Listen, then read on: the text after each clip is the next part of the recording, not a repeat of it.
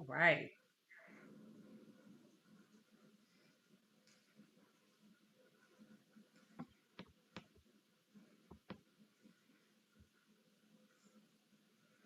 All right. Hey, Alicia. Hey, Leandra. I thank you for joining me today for our conversations. Speaking about generational health, being generational wealth. Yes. And Mhm. I just want to start off with introducing myself. I'm Leandra. I am a nurturer by design.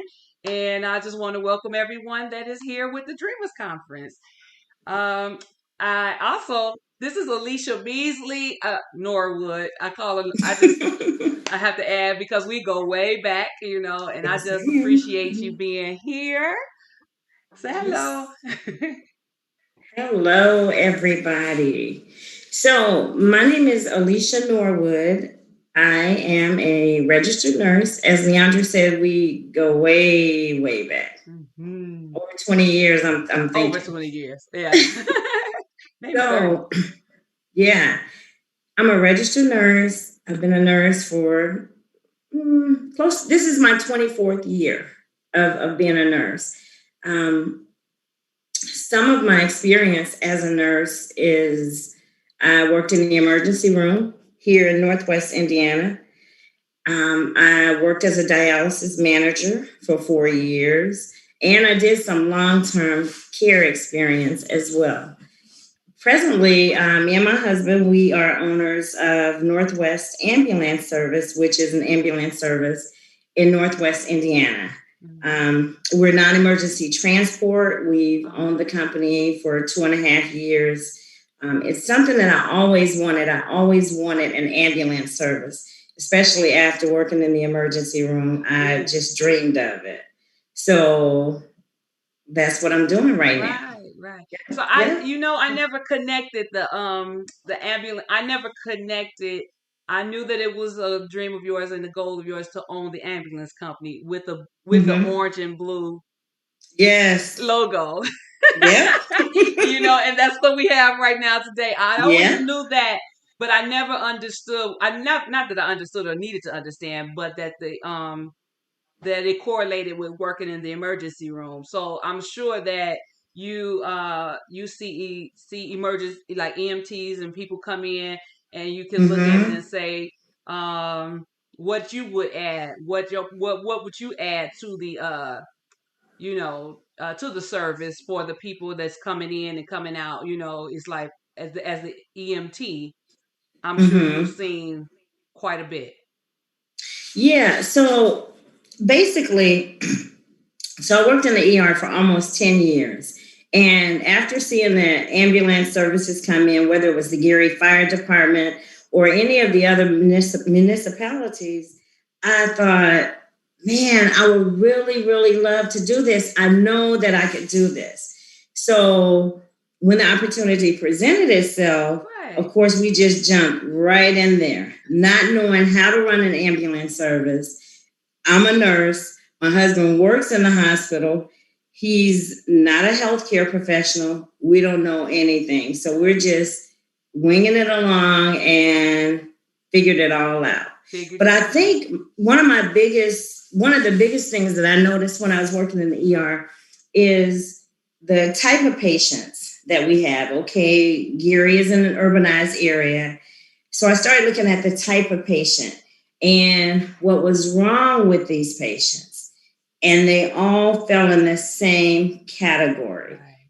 It was either heart issues, lung issues, abdominal issues. Mm. A lot of people think of Gary, Indiana, and the fact that the hospital used to be a trauma center. So they think that the only thing that we saw much of the day were traumas, gunshot wounds. But that's not true. There are Right. other forms of trauma, whereas it's car accidents, you have the steel mills in close proximity. So you see a lot of injuries, or we saw a lot of injuries on that front.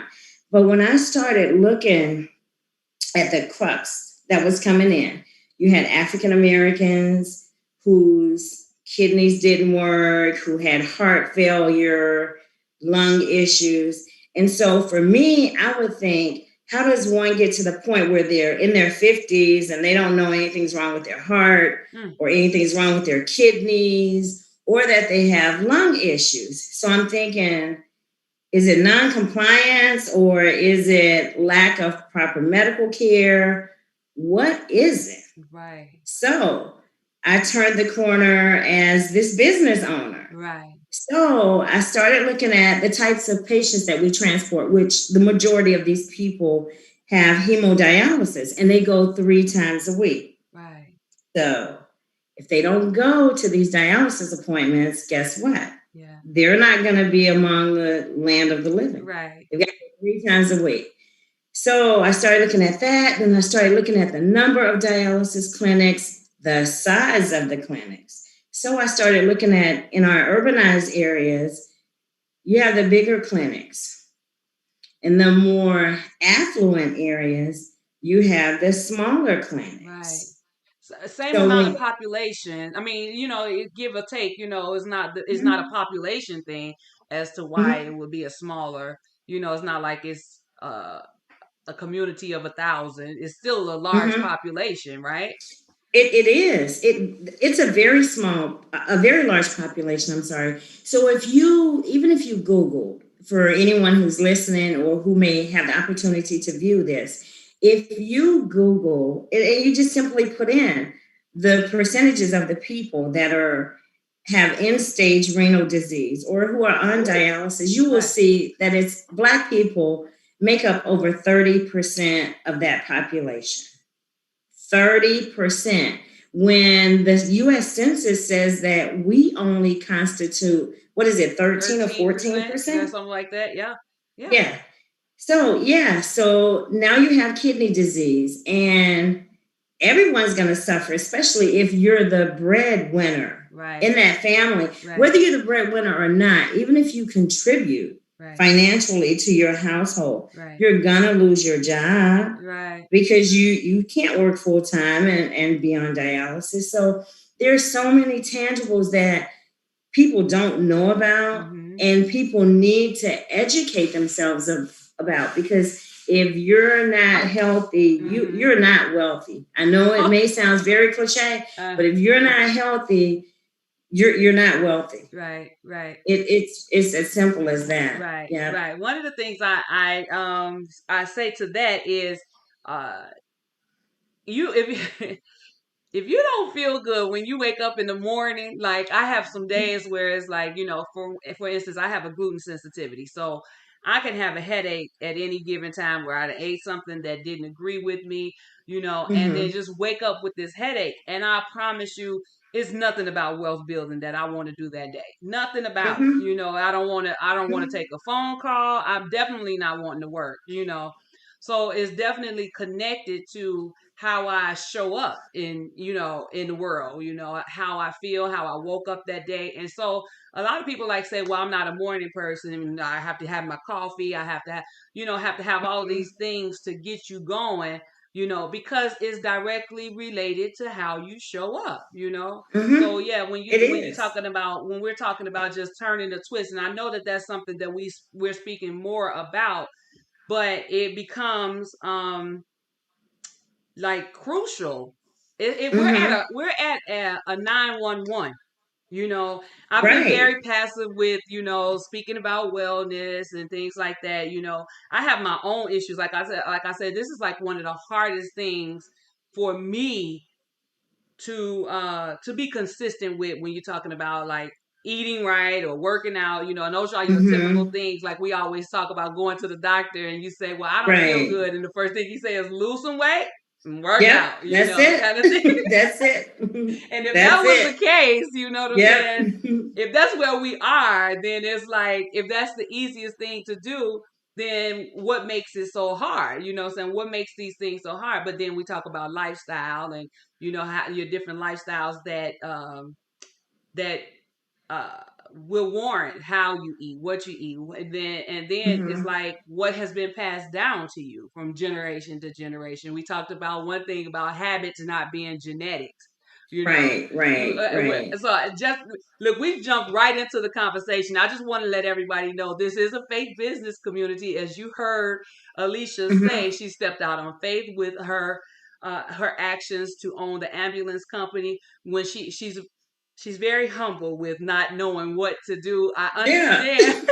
She's very humble in that Yeah. way, Yeah. but she had to, I'm sure she had the basis, but she stepped out on true faith to get that Absolutely. accomplished, and and learned on the learned on the go, pretty much going, and her. So with that Hmm. being said, I just want you to know this is a faith business community, and so that's why we like to speak life. Leadership is an action, not a it is an action, not a position.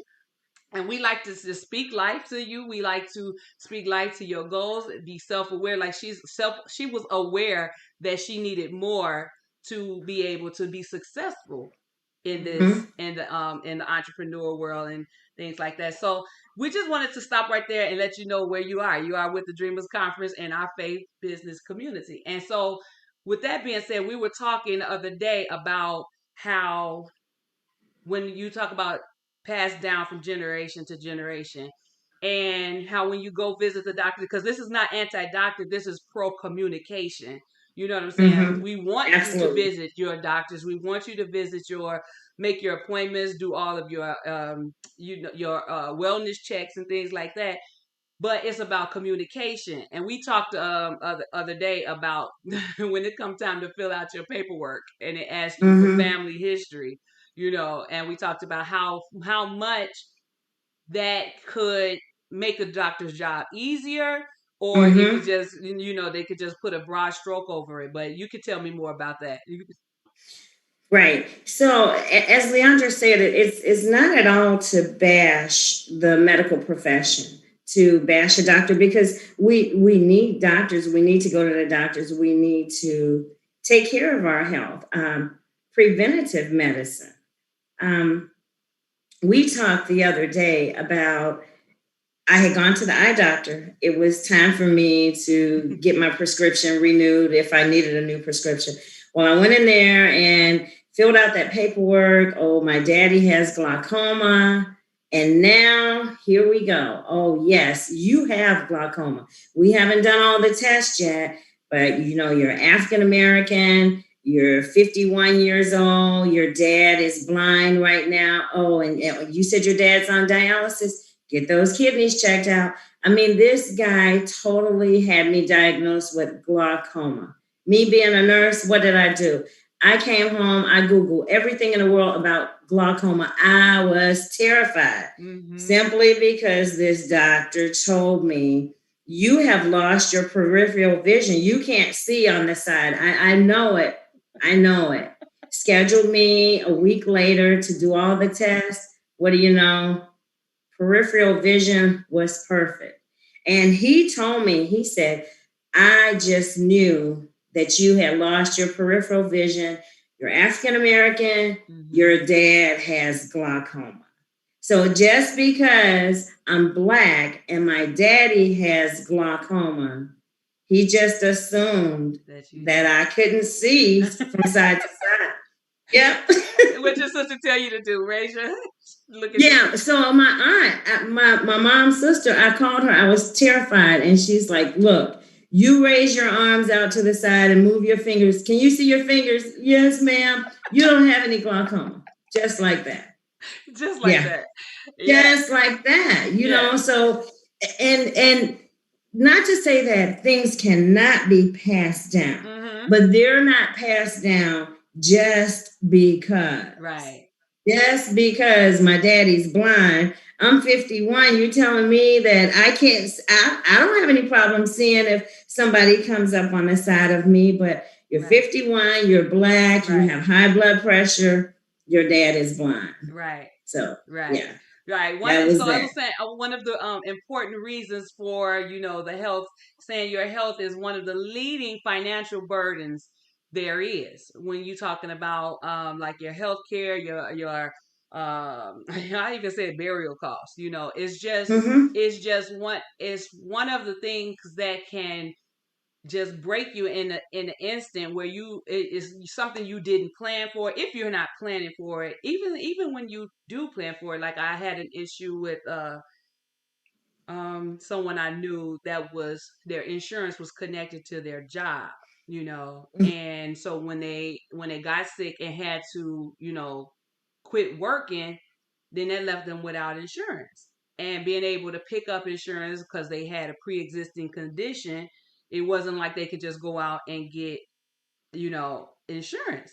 And so it was like, it becomes a financial burden, not just from the fact that you lost your job, but now it's like you have to go to these doctor's appointments that are more expensive. You already know anything that's a specialty becomes like astronomical, and not to say that it's not supposed. I never want to devalue anyone's, profession, because you know I know what it costs to be a specialist in hair. It's like it does cost. But with that being said, it can take you out of here with your finances and things like that, and being able to leave a legacy for your next generation and things like that. So, uh, you know, I with you being an entrepreneur, do you find yourself having to make sure you set things up in a proper way to, what I'm saying, in order for, how does that work for you? Absolutely. So this was one of the things I've always wanted to be a business owner. Mm-hmm. Started one project right when I became a nurse. Just did not stick with that. I wish I would have stuck with it, but I didn't stick with Mm-hmm. it. So now, when you talk about generational wealth, that was something that I thought that I wouldn't have to worry about because I'm looking at the fact that, well, I don't have any kids. But yeah, that's how I looked at it. That was before I got married and blended a family. And Mm-hmm. so through that process of getting married, with someone who already had a kid, but who I just wholeheartedly embraced Mm-hmm. as my own. So you're started looking at, okay, this is what I need to do. This is how I need to do it. This is what we need to put aside. You know what? This is when we need to start grooming these kids if they want Right. to take over this business Right. because we're not going to be doing this every day. Right. Right. So yeah, so you set things aside and you think about what you would like for their life to look like, Right. what you want their life to look like. So we put everything in place and Right. say they'll have this to work with. Right. They'll have this. And when I say they, I'm talking about my son and my daughter-in-law. Right. So Right. that's how we kind of work together. Right. Yeah. And also I also want to just give you just like mad props for, you are also like the famous auntie, the most like the greatest aunt in the world. Yes. Like I remember you bringing Cassidy to church when she was just little, with little dresses this small, and just like, Mm-hmm. this is my niece, this is my niece, and it was just like she was Mm-hmm. your babe, Mm-hmm. and so, Yeah. and then also knowing that they also work in your business with you as Yep. well. Yes. Yeah. So I look at them, they're part of the legacy too, Yes. as well, teaching them, showing them.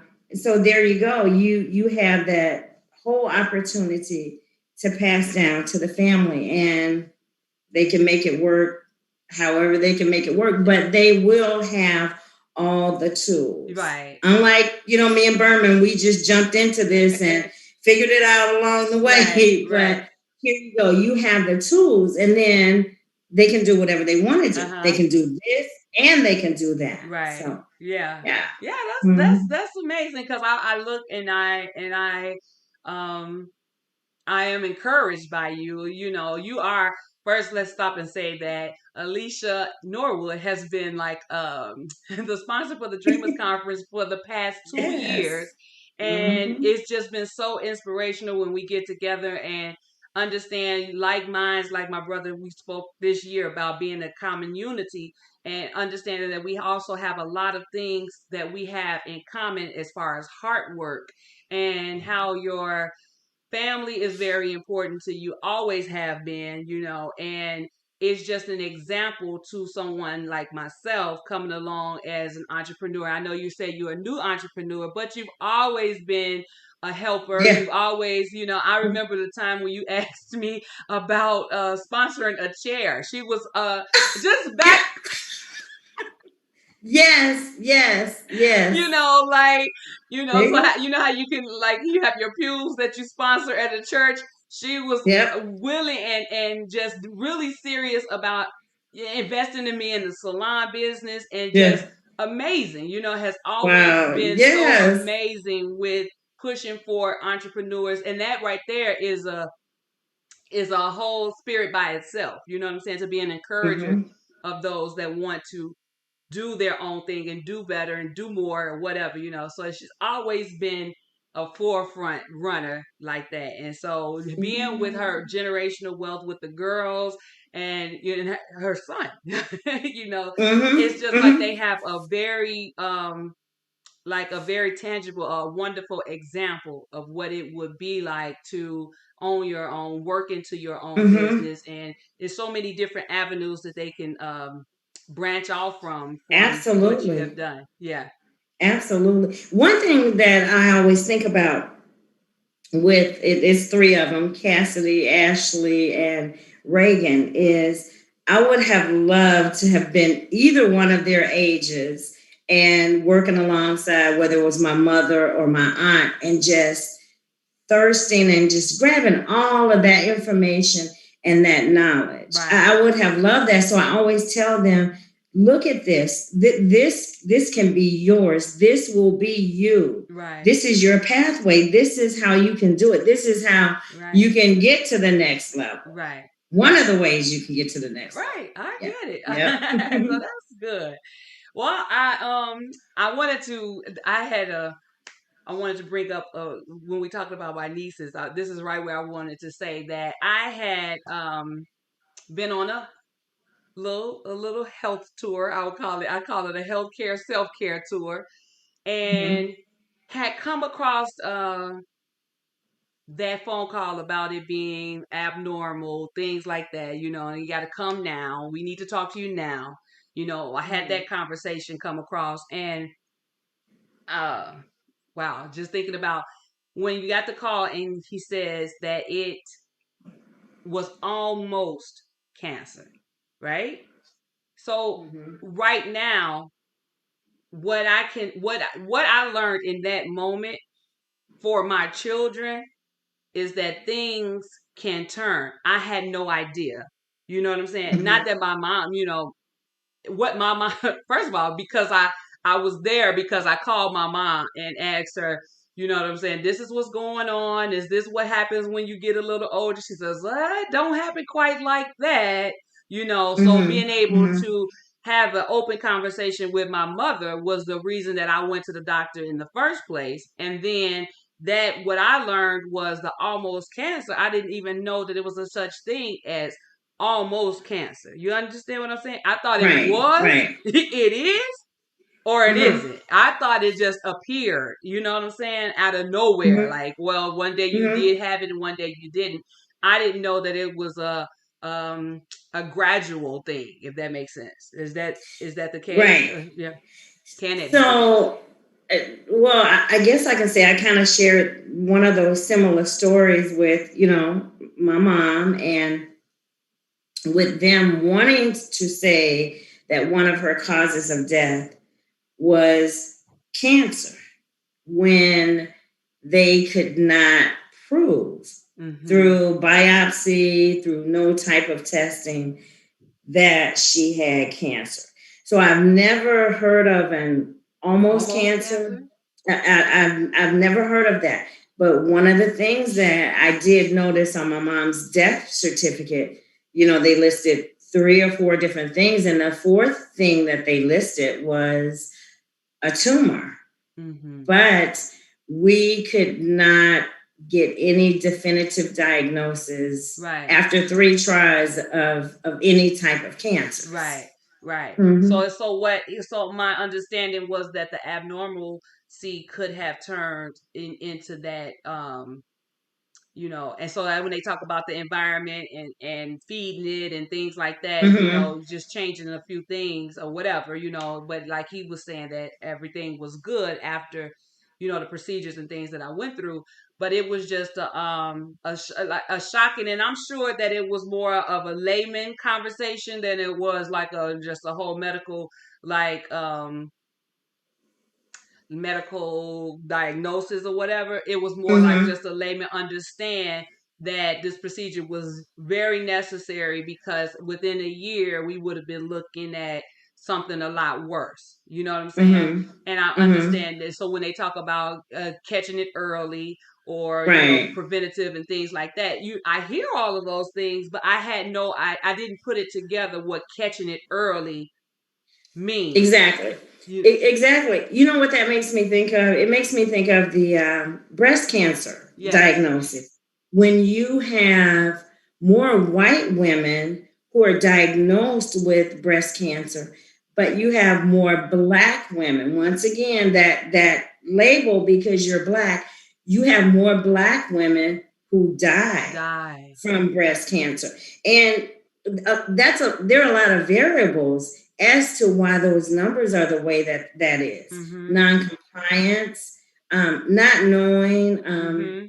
I don't like to use the term inadequate health care. And Mm-hmm. the main reason I don't like to use that is because I guess if that has never been your testimony, you just feel that, okay, everybody, if they Right. don't have insurance, they have money to see about what's going on with them. So it was really hard for me to use the term inadequate health Right. care. I just like to say, and based on what I've seen in the past, a lot of times we are our own worst enemies because we don't go see about things until it's Right. too late. Right. Yeah. Right. Yeah. So. Yeah. Yeah. Uh that's a lot of what I was understanding about as I get a little older. You understand Mm-hmm. that too late can be too late, and Yeah. if it was Yeah. something that that you could have prevented. One thing that made me say that is when they say pre-diabetic, Yeah. Yeah. like how, like if they've been Yeah. telling you that for Yeah. years, you're waiting for it Yeah. not to be pre anymore. Like Yeah. what, you Yeah. don't change Yeah. anything, or Yeah. nothing about your lifestyle changes. You just go with the diagnosis. Oh, they told me I was pre-diabetic. Like Yeah. no, like okay, did you have something to Yeah. say? You're pre-diabetic. Like, it's like telling someone, you're pre-fat when they want to say you need to lose weight or whatever. I just, since you brought up about diabetes, I just want to talk Go just for ahead. Yes. a moment about diabetes and these lab values and things. I don't know if America even recognizes this, or if a lot of people that work in healthcare, nurses, lab techs, even if they realize this. So, when it comes to measuring your kidney functioning in America, and I know I'm talking about these kidneys an awful lot I love because it. I am telling you, it's a horrible situation. So when you go and your doctor say, I'm gonna draw your blood work, see what your labs look like. So they're looking at like your hemoglobin, they're looking at your blood cells, your white and your red blood cells. And then they're looking at a chemistry panel. Within that chemistry panel, it talks about the functioning of your kidneys. Well, in North America, you have lab values for African Americans and lab values for non African Americans. I encourage people, the next time you have blood work done and you have a chemistry panel, look at that panel. It says African American, non African American. Okay, so they tell us that we're more prone to heart disease, certain cancers. Now it looks like we're definitely prone to kidney disease, especially when you're scaling our functioning on a different level than you do for white Americans.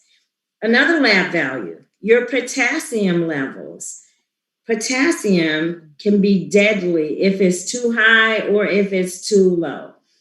The way that you carry out lethal injections is by injecting potassium. So if your potassium is too high, you're going to have problems. If it's too low, you're going to have problems. At some hospitals, I'm going to say this, the normal potassium range is 3 to 5. Well, over here at Hospital A in the urbanized area, a high potassium would be 5.5. Oh, whereas over in suburbia, a high potassium will be 5.1.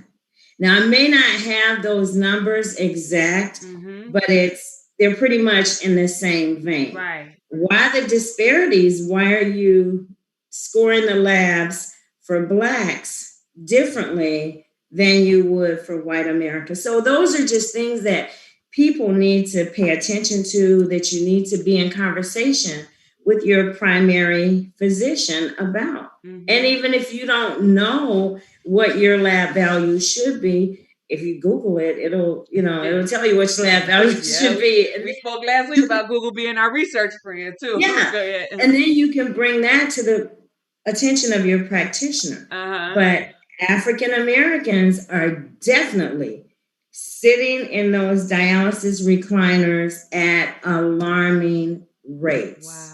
Yeah. It's unbelievable. Yes. Yeah. And so yeah, because I know I've had the conversation about pre-diabetes and pre-diabetic, and then I've heard quite a few people that say, yeah, they told me that too. Yeah, they told me that too.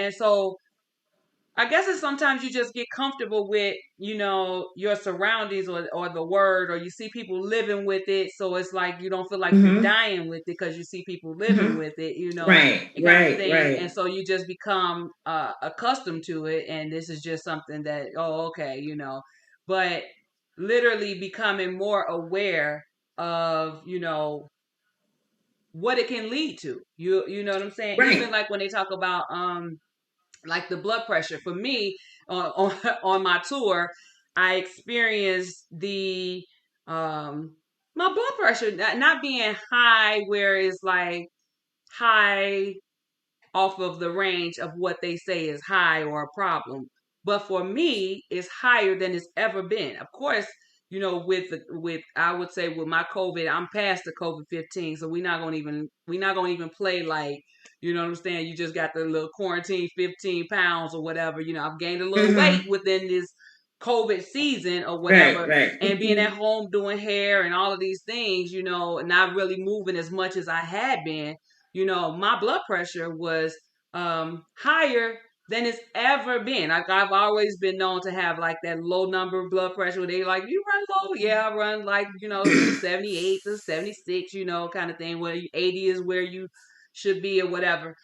But I've been watching it creep up to be normally like when they're taking it, it's like on the 87, the bottom number, like yeah, the 80. And I'm looking like, no, I ain't never. Well, it's not bad. No. That's where I know that if it's done that too many times in a row, that means something is changing in me.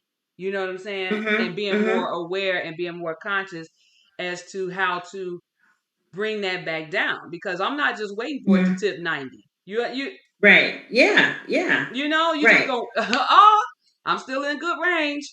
I'm still in good range. No, do you understand that you are 7, 8 numbers higher than what you usually? And I'm not a medical professional. I just know myself, and I know that as that number starts to creep up, it makes me more aware of just, what needs to happen, and what I need to do for myself, because I'm not waiting to just tip up and tip over, if that makes sense. Yeah. You got anything to add? Right. Right. Yeah. Unbelievable. So I've been taking blood pressure medicine for 26 years. 27. I started taking blood pressure medicine when I was 25. And I take it every day. Had I not been taking it every day, I would be sitting in a dialysis recliner somewhere, because the two leading causes of kidney failure are diabetes and high blood pressure. Mm. So when we talk about that generational wealth Mm-hmm. and you've worked all your life, you're working in the mill, now they tell you, oh, you have, oh, your toe needs to be amputated, to your leg needs to be amputated. So now you know you're not working because you're on dialysis. So now it's a hardship as far as your mobility and your Right. family helping you. So Right. then what are you going to do? You're going to Right. pay people to come in and help you out. Right. It's just a cascade of Right. events. Right. If we take care of ourselves and Right. prevent it, if they tell you you have high blood pressure, take the medicine. Right. If you can't lower that high blood pressure through exercise and weight loss, take the medicine. Right. Right. My dad, now this is a true story. My daddy developed high blood pressure when he was 25. Right. And so I'm 25, Right. and yeah, I started having headaches in the back of my head when I would wake up in the morning. I wasn't a nurse then. I didn't know anything about blood pressure Right. and just went for a screening, and there you go. Right. Right. It's So, funny you said that because yeah, they've been saying that with my son. It's like, a younger thing, and not that he has high blood pressure or anything. It's just that, they, as they monitor him, you look at the same things that happen with his dad. You start to, mm-hmm, and then just being aware, and not saying, oh, okay, well, if this happened to your dad, this is going to happen to you. But being aware, and just yeah, yeah, and being ready to be on whatever mm-hmm, situation we find ourselves in, kind of thing. So that brings me to what we say is necessary. Why is it necessary? And my whole thing is family. It comes all the way mm-hmm, back down to family. It's necessary to for me to it's nothing like me just being so worn out, so tired. I'm like I tell you, I'm a workaholic. Y'all know that. That's why my hair, I worked all day right up to it's time mm-hmm. for live. But with that, it's like you're doing that for the family, and you say that's so much important. That's so important. That's so important that you work yourself right out of time to do the appointments and Mm-hmm. You go to the really doctor. do. Yeah, work yourself right out of time to go to the doctor and all of this kind of stuff. And when you're really working for the family, but you're Mm-hmm. killing, I've seen it. I've seen it all through my career, whether you have the single mom who's working the two jobs to take care of the whole family. You have the dad, like I said earlier, worked all his life in the steel mill, working the shift work. I can't make it to these appointments. And then what do you get? yeah, All of a sudden that person is sick, yeah, but that person was working, taking care of the family, yes, yeah, but yeah. didn't stop to take care of No, of themselves. themselves, yeah. And so it definitely Mhm. shows you that that is important to have balance. And I guess it's funny as you get older, the conversation changes. But that's what um I want to try to, do it at an earlier age. So like maybe, you start thinking about health when you get 60. Well, maybe if we move the new, I'm 44. So if we move that back down to 34, because I remember like Mhm. starting off doing the hair and stuff like that. The ladies would tell me, wear your compressions, and I'm like, they not Mhm. cute. Who gonna Mhm. wear compressions? Yeah, you know? I'm not wearing that. Not Yeah. wearing no support Yeah. stockings. Yeah. And here I Yeah. am, on my legs for 30 years. You have a whole nother, outlook on it. And I'm trying to tell these, the younger generations, so at that time, the ladies that was telling me were like way old, like, Mhm. oh, in my Yeah. mind, they like way old, like, so, but now, Mhm. hopefully I'm young enough to still be able to take that message down to someone that's in their 20s to tell them, hey, wear your compressions, wear your Mhm. supports, kind of thing. And so it's just wanting to make it a new trend, a new thing to do the preventative work to care for your health, and to not wait until it's everything is out of whack. I always told someone I don't want to retire from hair because I can't do it anymore. You know what I'm saying? Because I just Mm-hmm. can't do it anymore. And so just trying to take your health in your hands, and that way my children will be able to say, okay, I don't have to work myself to death, so I have to make sure that the plans are in working order in order to be able Mm-hmm. to not have to do that. We don't take anything from those that have done that to take care of their family. But what we're trying to encourage today is to understand that the reason why it's necessary to take care of your health to build wealth is because the family, it needs you in both ways. It needs you financially Mm-hmm. and to be healthy. Would you say? Yeah. Yeah. And another component of that, not only just like with the diabetes and the high blood pressure, but if you don't take care of that mental health, Mental health. there you go. Yeah. What are you gonna do? No. I mean that's a disease too. We Yes. may not want to talk about it, or we may not even know how to talk about it, or how to describe what it is that we're feeling or whatever. But it's real. Right. It It is. it, it it's real. It is, because I think about the weekends when you do have a little downtime, and they're like, "Ma, let's go to the mall, or let's do this," and you're sitting there like, "I'm so tired. I'm so mentally exhausted. Mm-hmm. I'm just exhausted," and Mm-hmm. they really just don't have a mom. And I'm saying that in and been there, done that, getting better, recognizing that that's not going to work when it comes to Mm-hmm. raising children and being there for them and things like that. So all of that matters. From the headaches to just being so exhausted, tired, that Mm-hmm. it doesn't translate well for the next generation. Then you end up with Right. resentment. You have these things that you have to get over, because my mom worked so much or my dad worked so much, or and Mm-hmm. then as an adult that you have this cycle that when we talk about Yeah. building generational wealth, I have always talked about it having to start over. The reason I feel like that, African American community, we start over so much with my own path. Okay, I have to undo everything that mom did, because what I'm saying, she wasn't really there, or she didn't really teach Mm-hmm. me, or I have to learn on my own. So each generation is like really trying to learn their own path versus taking Mm-hmm. these things and these cultures and the ways, the proper nutrition, just things like that. You already know that the disparity and all of Mm-hmm. that is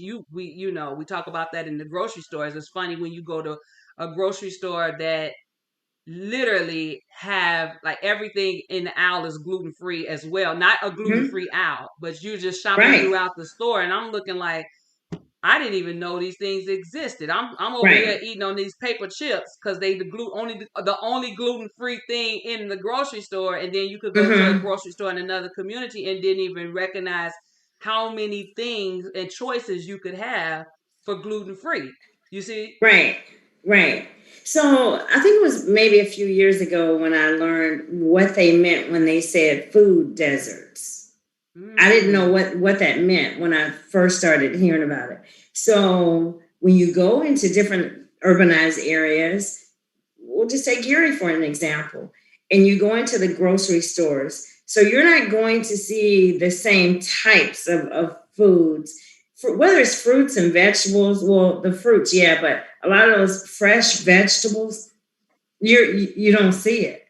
But then you just come right on over to suburbia, Yeah. and you have a whole spread Yeah, because to choose from. it's some fruits and some vegetables that I'm like, what is this? Never seen this before. What is that? Yes, yes, Let alone yes. having recipes to go with it. You don't even know how to open it up. Like, do you open Yeah, it? Do you peel it? Do you bite yeah, it like this? You exactly. just don't Look, know. my thing was just a few weeks ago. I was in the store and I saw a ginger root, and I'm just looking at it and thinking like, well, man, this is looks like the color of a sweet potato. What is this? And so I'm trying to read the sign to say what it is, And I'm thinking, okay, well, let me Google and see what I can put it in, and then realize that I had been eating it all the time Yeah. in this Asian salad that I was getting. Yeah. And I thought, like, let me get this, and I can do it at Yeah, home. yeah, So, yeah, yeah, yeah. So that's yeah, the funny stuff when when you come across things that you've never seen before. Just see how yeah, like you don't have to ask somebody, can I get that from the back? You know, like can you yeah, know, like it's yeah, behind the counter. I know it's that got to be special. So can you give me yeah, some of that? You know, yeah, kind of thing. But yeah. yeah, so we're getting to the final part of what I wanted to talk about was the why is it necessary, and we said it was family. And I just Mm-hmm, had a way to remember for myself when I looked at it, and it just came to me just so easily. You know how sometimes you have to think what goes for F, what goes for, and it was almost like God just gave me the map, you know. Um, mm-hmm, and it's family, and it's gonna be an acronym. So it's your feelings. So listen to your body when you're talking about, you know, that's plain. You listen to your body. Like I would tell Sean, and he knows if I say something is wrong, I don't. A lot of times we don't like to say it because a person will label you as a hypochondriac, you know, or mm-hmm, I'm worried or whatever. And my thing, my brother always say, you know, he looks for the miracle of nothing. You know, when you go to the mm-hmm. doctor and they be like, oh, it's nothing. You know, he's like, that's a miracle. We thank God for the nothing. You know, but Right, right. understanding when you have that, you listening to your body. You know, um, like you said with the headaches from, you know, behind in your head, knowing that something wasn't Mm-hmm. right. You know, it gives you a little. Right, right. I can touch on two different things on this. A few weeks ago, it was on a Sunday. Me and my husband were sitting watching TV. Then I started having a nosebleed, just right on the left side. Then it stopped. Then it started on the right side. Then it just got really bad. So my husband thinks that you can just fix everything, or he will attempt to fix whatever he can fix at home. Uh huh. And he's like, hold your head back. You got to hold your head back. And I said, no, I got to hold it forward. You got to hold it back. And I'm like, I need to go to the hospital. I need you to take me to the hospital. And Alicia, we just hold your head forward. Long story short, took me to the hospital. And blood is still just coming. So they get me there. And let's go back to this blood pressure thing. The girl, I walk in, just blood is everywhere. And she says, I'm going to take your blood pressure. So she takes my blood pressure, and the reading that she gets, she has the cuff backwards. And I know that, but I'm holding. Uh huh. And she gives me a reading of 220 over 140. So then she just walks me right on back. I'm walking. Now, blood pressure totally in stroke range. Takes me to the room and says, do you want to keep your clothes on, or do you want to put on a gown? So I'm thinking, I'm keeping my clothes on because I know we're not going to be here long. I get into bed. Then the second nurse comes in, flips the blood pressure, taking the blood pressure on the back of my arm, 200 over 150 something. So here comes the doctor, and oh, we're getting ready to start an IV. You're going to need some blood. And so I just take it down, and I was like, can you guys just turn this around? Mind you, they don't know me. They don't know who I am.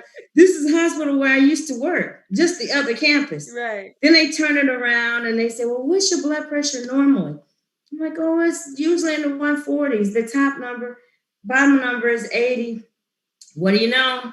They turn it around, 144 over 80. Now everybody's putting up all their supplies because, That's they not thinking it. they're going to get ready to take me to surgery. But I say this to say, I say all that to say this. So this could have had a very tragic ending. Oh yeah. So 52-year-old Black woman comes in, massive nosebleed. We don't know if she's been using cocaine, if she's bleeding from her head, what. So we're going to put on a IVN. We're going to start giving all these blood pressure medicines, and they're going to bottom out my blood pressure. I'm going to go into cardiac arrest, and then I'm dead. And then I'm just another COVID diagnosis. You have to know what to ask. you have to know what is going on with your What's body. your And had normal? I not, That's right. yes, had I not known that, okay, these people are not taking my blood pressure right, but I'm still holding this because my nose is still bleeding, and I'm thinking, okay, I'm going to tell them if Somebody's another gonna get it person comes right. in, If yeah, yeah, yeah, somebody's gonna catch it. It's gonna be okay. You know what yeah, I'm saying? But had you, yeah. yeah, Had I not known, then I'm telling you that would have been the deadly, a very yeah, deadly situation, and I know it because I've seen situations. yeah, So I yeah, was in there maybe 15 more minutes because guess what? My nose stopped bleeding and my blood pressure was fine, yeah, yeah, and they sent me on my way. yeah, So you have to know your body. yes, You have to not be afraid to ask questions. right, Don't be married to your practitioner. If you don't feel like you're getting the results or the answers or even the care that you feel that you should get, change practitioners. right, right. Change practitioners. Right. Right. I'm Yeah. with that. Yeah. So listening to your body, that's the feelings. And so Yep. then we have aim for good health. Aim for good health. So when you Yep. aim for it, that means like you just said, you're not just gonna settle for, the quick in and out. We get to the conversations where we're used to, it just being a quick run in, a quick run out, and that's not Mm-hmm. everybody. I have a wonderful doctor. She's all the way in Mm-hmm. Indianapolis. I love her so much.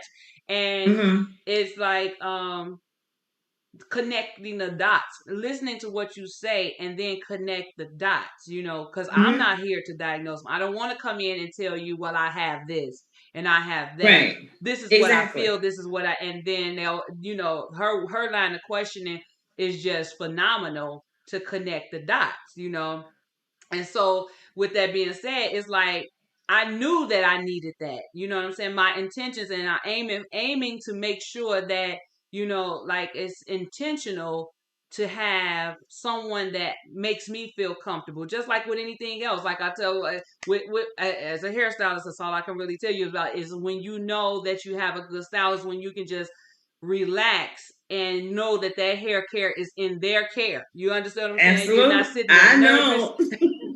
You're not sitting Yes. there nervous. You're not sitting there like, oh my I goodness, is it know. clean? Is it clean? Oh my goodness, oh well, whatever, And then the Yeah. famous line, well, as long as it's clean, I don't like my hair, but just as long as it's clean, I can live with it. Mm-hmm. So with the doctor, you don't want to just be like, well, as long as I'm alive, I could just, Mm-hmm. I'll deal with it. So you want to be Mm-hmm. intentional and make sure you're aiming for good health, with the way you're eating, the lifestyles, things like that, I'm definitely I am a product of listening to my own advice. I'm not here to say that I have it perfect, which is why we're even talking about this, because as I was in my program as I am a product of a redefining wealth community with Patrice Washington, and with her 6 pillars, we talk about just the order of how wealth is built, and that is so much more than money. And Mm-hmm. the first pillar is fit, and I began to understand a lot of reasons why things are not complete or I don't feel fulfilled in certain areas is because I know I'm not in my fit pillar. I know I'm not, Mm-hmm. I know that I'm repairing my fit pillar, and whatever that journey looks like, I'm always on that journey. And so I understood that to even store in order to start over there, who else to do it with other than my family? So that's why I have Mm-hmm. my nieces and everyone that is, very involved with making sure that I, aim for good health. So that, and so coming up with the master plan, that's one of the things that is in it. So we're talking about family, FAM, the master plan, make a plan to get it together. That was me getting my girls on a Zoom call, letting them know Auntie needs you. I need you to be there. We're gonna make these calls. We're gonna work out together. We're gonna post pictures of us sweating, and just making this plan and sticking to it, being intentional about it, you know, and then the legacy. And what you do today affects your legacy for tomorrow. What you think about that Hey, 100%. one? If you're in there's a scripture in the Bible that talks about if you plant a seed, you water that seed. That Mm-hmm. seed is going to grow. Yes. If we're not healthy, if we're not managing our health, Yeah. and as a family, not just me managing mine and then Berman not managing his, but if we're not managing together, there's not going to be any legacy. There's not going to Right. be any legacy because if something happened to us, just say like right now, who knows how to do what? Who knows where what is, then what? For Exactly. not. So Exactly. if we don't team up and do it as a team, do it as a family, there's not going to be legacy. Yeah. I mean, I don't say that to be negative, Uh huh. but It's that's the it's the it's truth. real talk. It's the truth. That was the Mm-hmm. hard conversations that we were wanting to have because, Mm-hmm. a lot of us are working towards our own goals, like even in our household, with me and Sean both being entrepreneurs and things like that, where, Mm-hmm. our income and everything is 100% based on the motivation that we wake up with, the health and the health that we wake up with, Mm-hmm. those things are like detrimental. It's not to be a negative or a Debbie Downer. It's to be real about how important it is. He it's so important that if he see me want something that's a gluten, like Mm-hmm. and gluten being wheat or whatever, if it's a cookie, he's like, Mm-hmm. oh babe, oh no, he's like no. Like Uh-huh. cause I know how you gonna wake up in the morning and that's like a whole day wasted, if Mm-hmm. you're not feeling well. So just being intentional on what I put in my mouth. So if he goes to get something to eat, he knows I only have a few places that I can eat from. So if they Mm-hmm. go one place or whatever, they're intentional about making sure that I am because that Yeah. legacy, he's looking like hey, you slowing us down now you for a cookie, Yeah, for a cookie. for a cookie. So yeah. And then the last one was to just your yield. So we got the family, and the why is yield. So you just you wait for your return on investment. So if you do all of those things, you just sit back and wait for the return on your investment because your children and your children's children will have Mm-hmm. good tools, like you talked about earlier, good tools in their Mm-hmm. toolbox, you know, um, to work with. I have Joy that went through. I coach for transitions lifestyle, which is Mm-hmm. uh, low glycemic eating, and I run several of those classes at my church, and my mom went through one with me, and that's a whole long story of how you had to hey, I'm into this, I just need y'all to just be guinea pigs with me, kind of thing. So it went Mm-hmm. through some of my first coaching classes or whatever. So we coached her into losing 100 pounds, right, and more, Mm-hmm. and keeping it off. That was the thing about Mm-hmm. keeping it off, but it was about learning how to eat versus what I'm saying, just what to eat. What does food do Right. to you? Didn't understand that sometimes sugar can register as being a DUI. Like if some people, it turns into alcohol in their blood. So those Mm-hmm. things were as they were coming along as children, they were going through class with me. And in the you can't get Joy to eat some things. It's just like we're not eating that.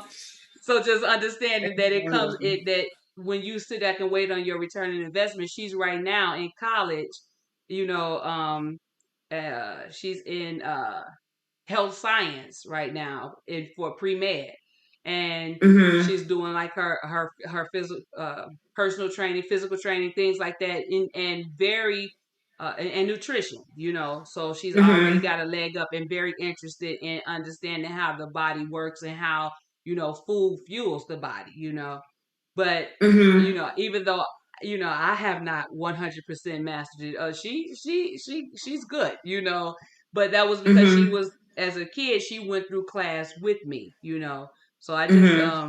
sit back and wait on the return on the investment. That's that is awesome. Yeah, That's awesome. yeah, That really is good yeah. stuff.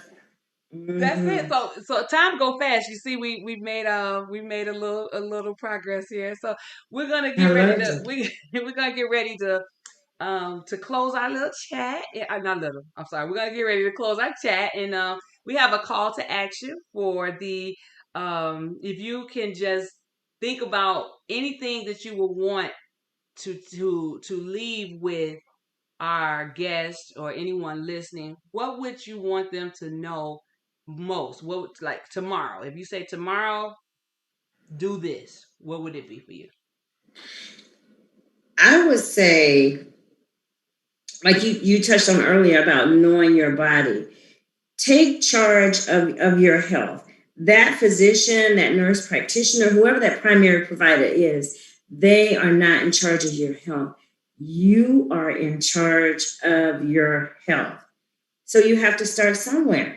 If it's going to be tomorrow, start it tomorrow. If it's going to be tonight, start it tonight. But you have to take charge of your health and you have to own it. You have to own it. Yeah. I employ everybody to do that. Yes, yeah. Mm-hmm. Yep. So I would say to make the appointment tomorrow. Say maybe make an appointment that you've been putting off, right? Mm-hmm. You could do that. One of the things that Alicia gave me advice to do is to ask for a stress test. You know, at the age that I am and the things that I say I feel, you can Mm-hmm. always just, hey, I just want to be clear and sure that these things are happening. So I would say one of the things that she gave me that I'm going to do is I'm going to ask for a stress test, Mm-hmm. Yeah. and then I'm going to go from there. Yeah. Yeah. Yay. Yay! Yeah. So I appreciate you coming in and just giving me a No little bit of your problem. time tonight. And Mm-hmm. you always know that the conversation can always expand, and we have you back and cover some more things because we had a lot that I told her yesterday. I said, oh no, we cannot, we will talk 5 hours, and then so we have a lot that we can cover, but I appreciate you just being with me today, Sure. and just look Yes. forward to more conversations. Yes. All right. Thank Thank you. you.